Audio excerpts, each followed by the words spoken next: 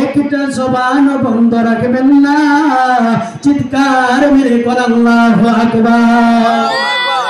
আর মহাব্বতে মায়ার সুরে বলে ইয়া রাসূলুল্লাহ, এমন নবীর উম্মত হইলাম রে, যেই নবীজির উম্মত হওয়ার জন্য অনেক নবীরা পর্যন্ত আল্লাহর দরবারে কান্নাকাটি করেছেন।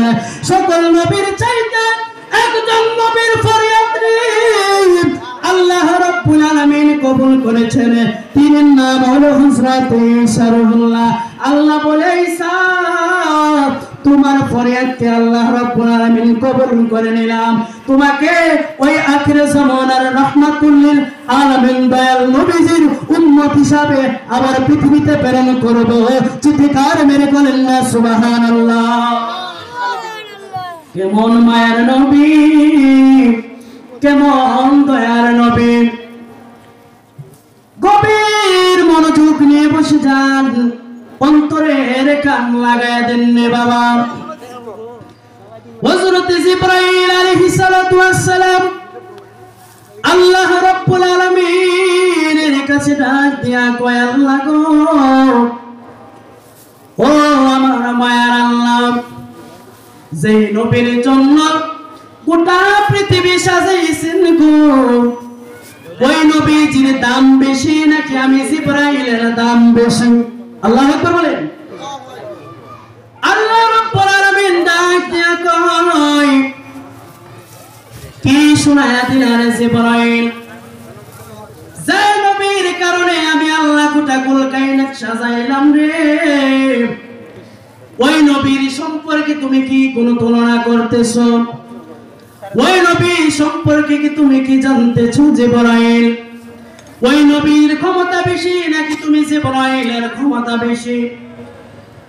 জিবরাইল আলাইহিস সালাতু ওয়াস সালাম ডাক দিয়া কয়, আল্লাহ গো,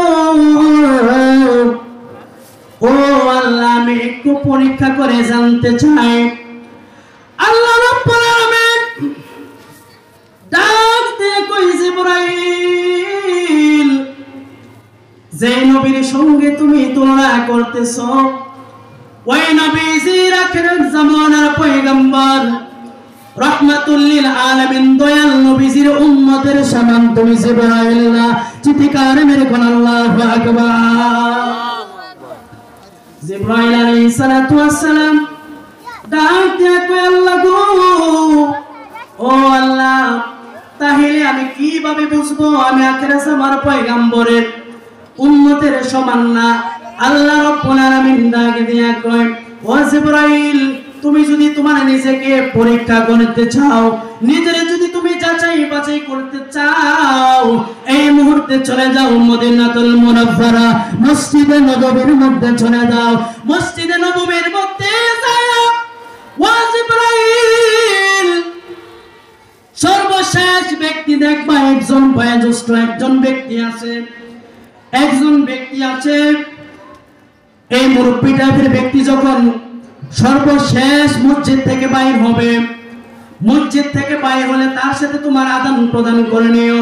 হযরত জিবরাইল আলাইহিস সালাতু ওয়াস সালাম মানুষের আকৃতি ধারণ করে মসজিদে নববীর সামনে দাঁড়ায় রয়েছে। যেই মাত্র সর্বশেষে হযরত সিদ্দিক আকবর রাদিয়াল্লাহু তাআলা আনহু মসজিদে নববী থেকে বাইর হলেন, ইন দি মিন টাইমে হযরত জিবরাইলের পরিচয়টা গোপন করিয়া বলতেছে, ইয়া কি ভাই, আমার একটা প্রশ্ন ছিল, আমি কি এই প্রশ্নের উত্তরটা আপনার কাছে জানতে পারি? হযরত সিদ্দিক আকবর রাদিয়াল্লাহু তাআলা আনহু ডাক দিয়া কয়, ইয়া কি ভাই, আপনি কি আপনার পরিচয় কি আমাকে চিনবেন না? আমি একজন আগন্তুক ব্যক্তি।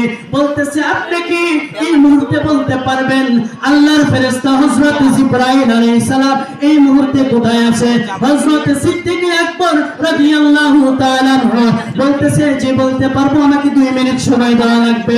মুরাকাবা মুশাহাদার হালতে গিয়া আল্লাহর যত পৃথিবীর সব জায়গার মধ্যে প্রথম আসমান, দ্বিতীয় আসমান, তৃতীয় আসমান, চতুর্থ আসমান, পঞ্চম আসমান, ষষ্ঠ আসমান, সপ্তম আসমান, আল্লাহর আরশ আজিম, হযরত জিবরাইলের বাড়ি ওই সিদরাতুল মুনতাহার মধ্যে লক্ষ্য করে দেখলেন, জাহিরি চক্ষু বন্ধ করে বাতিনি চক্ষুটাকে ওপেন করে দিয়ে জান্নাতের কিনারার মধ্যে দেখলেন, জাহান্নামের কিনারায় দেখলেন, কোন জায়গার মধ্যে আল্লাহর ফেরেশতা হযরত জিবরাইল আলাইহিস সালাতু ওয়াস সালাম নাই, কোন জায়গার মধ্যে জিবরাইলের পরিচয় পাওয়া যায় না।